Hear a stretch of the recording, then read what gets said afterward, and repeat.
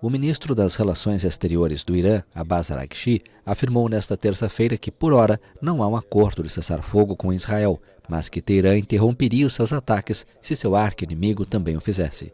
Por hora, não há acordo para um cessar-fogo ou fim das operações militares, publicou Araghchi nas redes sociais, pouco depois que o presidente americano, Donald Trump, anunciou o início de uma trégua a 1h da madrugada, no horário de Brasília. Araghchi acrescentou que, se o regime israelense interromper sua agressão ilegal contra o povo iraniano, o mais tardar às 4h de Teherã, 21h30 da segunda-feira em Brasília, o governo em Teherã não terá intenção de continuar com sua resposta.